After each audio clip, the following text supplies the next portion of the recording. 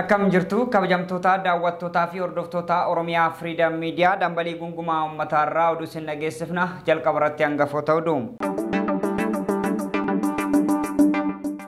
Booranaatti dubartiin haadha ijoollee sadii taatee haala aadaa Booranaa bakka hin buuneen mukatti hidhamtee bakka uummanni dhaabbatee ilaalutti abbaa warraatiin reebamtee miidhaa cimaarraa akka jirtu maatii fi ogeessi seeraa himee jira.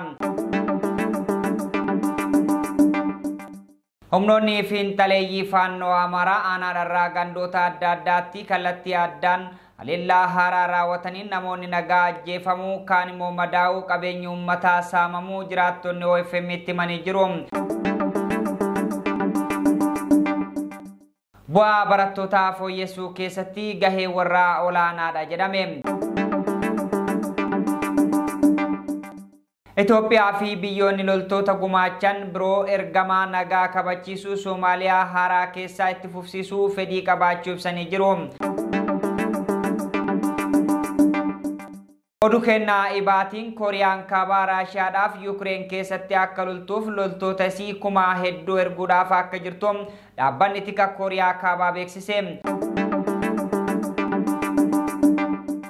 Oduu sen dhageessisuun kan isin wajjin turaan Jibriil Muhammadii amma oduu bal'inaan. Booranaatti dubartiin haadha ijoollee sadii taatee haala aadaa Booranaa bakka hin buuneen mukatti hidhamtee bakka uummanni dhaabbatee ilaalutti abbaa warraatiin reebamtee miidhaa cimaarraa akka jirtu maatii fi ogeessi seeraa himee jira. Ijoollee isii osoo itti boottuyyuu mukatti hidhamtee gabaa keessatti reebamaa turtees jedhanii jiru. Dabalataa gabaasa kanaa akka itti aanutti isiniif dhiyeessa.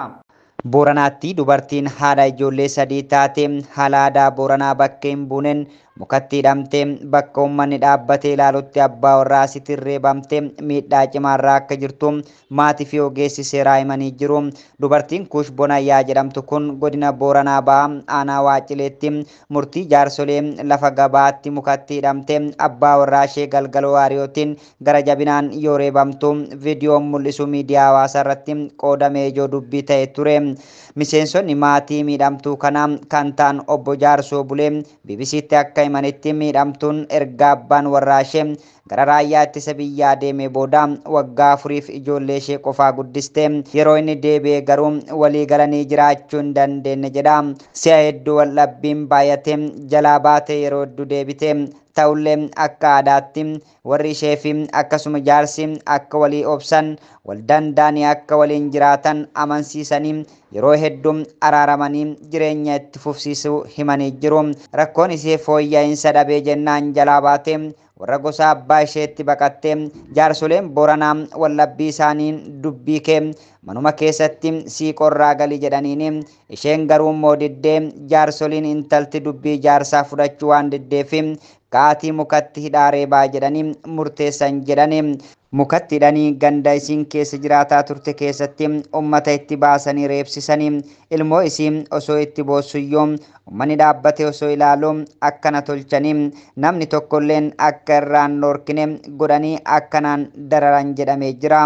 Humnoonni fiinxaleeyyii faannoo Amaaraa aanaadharraa gandoota adda addaatti kallattii addaan haleellaa haaraa raawwataniin namoonni nagaa ajjeefamuu kaan immoo madaa'uu qabeenyi uummataa saamamuu jiraattonni OFM itti himanii jiru. Guyyaa har'aan Onkoloolessa 19 bara 2024 kallattii Giraanyi Muqaccaa jedhamuun namoonni tokko ajjeefamuu fi lama immoo madaa'uu jiraattonni himanii jiru. Guutuu gabaasa kanaa Xuubaa Bunee akka itti aanutti isiniif dhiyeessiti. Humnoonni fiinxaaleeyyii faannoo Amaaraa aanaadharraa gandoota adda addaatti kallattii adda addaan haleellaa har'a raawwataniin namoonni nagaa ajjeefamuu madaa'uu fi qabeenyi uummataa saamamuu jiraattonni OFM itti himan. Guyyaa har'aa Onkoloolessa 18 bara 2024 kallattii Giraany Muqaccaa jedhamuun namni tokko ajjeefamuu fi lama madaa'uu jiraattonni himaniiru. Haleellaa kallattii kanaan taasisaniin namni Juhaar Muhee ganda Dambii Birjee irraa yoo ajjeefamu Habibee Awwalee fi Mustafaa Imaamuu madaa'aniiru jedhame. Abbusheen Gusee Muhammad Siraaj, Kaadiree Muhammad Indaalaa Huseen, Muhammad Boggaalaa Tamasgan Indaalaa, Huseen Imaamuu kanneen jedhaman jalaa mana jireenyaa fi qabeenya gubuun barbadeessaniiru jedhame. Akkasuma kallattii Goloom yookiin Areeree jedhamuun namni tokko yoo ajjeefamu 4 kan ta'an immoo madaa'aniiru. Kallattii Areerii jedhamu kanaan namni Ahmad Hasan jedhamu yoo ajjeefamu namoonni Asanuu Awwalee, Raaccoon Muhiyyee, Sayyiduu Sheek Nuurii fi namni afraffaan kan maqaan isaa adda hin baane madaa'aniiru.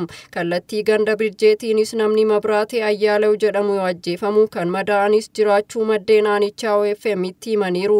Humnoonni kunneen walitti fufiinsaan haleellaa cimaa uummata irratti taasisaa jiraachuu maddeen himaniiru. Bu'aa barattootaa fooyyessuu keessatti gahee warraa olaanaadha jedhame.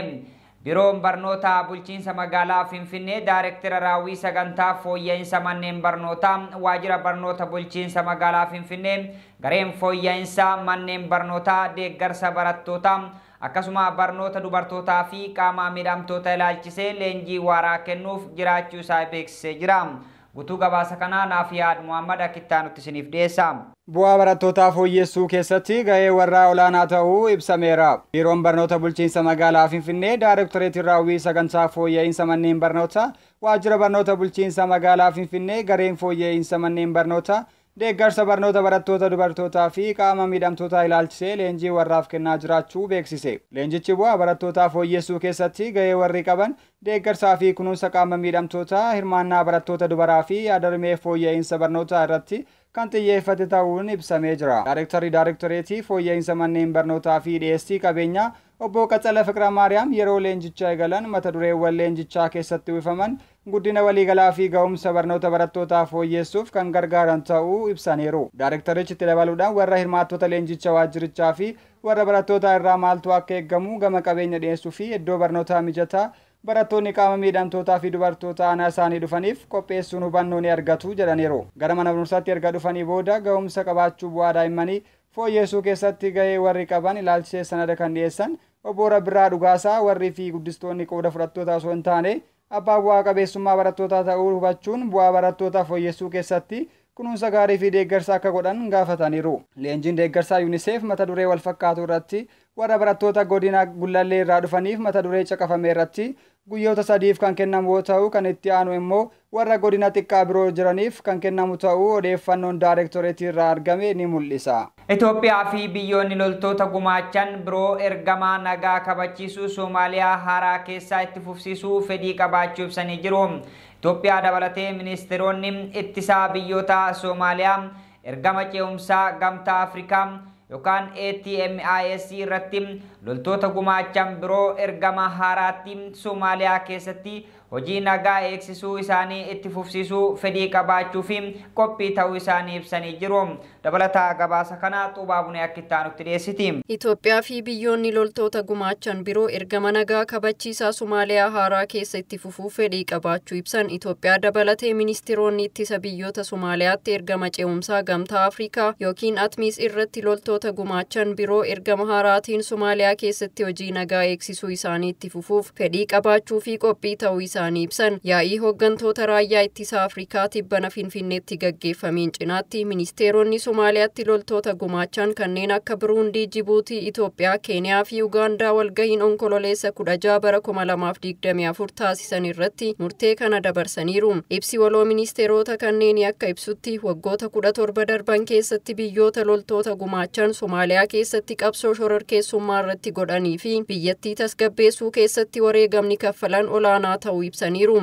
Ministeeronni kunneenis waa'ee itti fufiinsa faayinaansii irratti yaaddoo qaban kan kaasan yoo ta'u, ibsa kana keessatti ATMISii fi ergama nagaa kabachiisaa haaraatti mallaqa tilmaamuu danda'u gahaa fi jijjiiramaa ta'e mirkaneessuun barbaachisaa ta'uu ibsaniiru. Dabalataanis hanqina bajataa jiru furuun barbaachisaa ta'uu ibsaniiru. Hundeeffama humna nagaa kabachiisaa haaraa ilaalchisee adeemsa hafe keessatti barumsi ATMIS irraa argame gadi fageenyaan ilaalama jechuun cimsanii ibsuun yeroo adeemsa ergama haaraa kana qopheessanitti biyyoota loltoota gumaachan mariisisuun barbaachisaa ta'uu kaasaniiru. Walga'iin ministeerotaa kun kan gaggeeffamu wayita waldhabdeen gaanfa Afrikaa keessatti hammaataa dhufee fi ce'umsa ATMIS walqabatee muddamni dabalaa dhufeedha. Jalqaba bara kanaa waliigaltee ulaa galaanaa Somaaliilaand waliin mallatteeffame hordofee Itoophiyaa waliin waldhabdee keessa kan seente Soomaaliyaan Itoophiyaan qaama humnoota nagaa kabachiisaa gamtaa Afrikaan durfamu kan ATMIS bakka bu'uuf qophaa'e akka hin taane beeksiftee turte. Haalli kun Masriin loltootaa fi meeshaa waraanaa gara Moqaadishootti yeroo ergiteetti hammaate.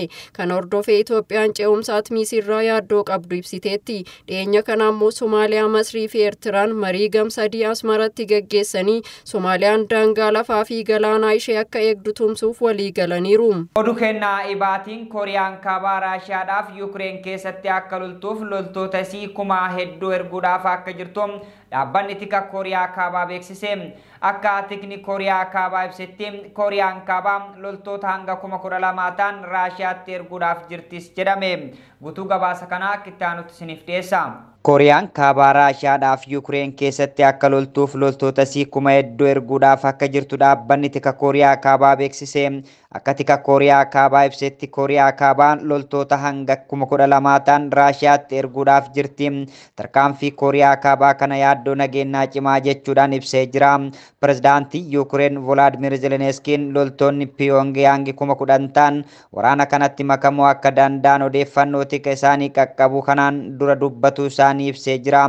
Pirezidaantiin Kooriyaa kaabaa Yoon Suukiin har'a waliigaltee nageenyaa waamuudhaan hawaasni idil addunyaa karaa danda'ameen hundaan Kooriyaa kaabaa irratti dhiibbaa akka godhu gaafatanii jiru.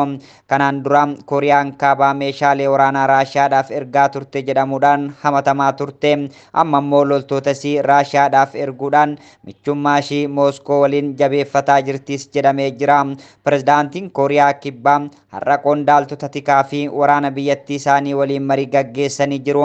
Tajaajilli tika biyyaalessa Kooriyaa kibbaa loltoonni Kooriyaa kaabaa 10,000 lakkaa'aman Raashiyaa waliin hiriiruun Yuukireen loluudhaaf akka jiran kan beeksise.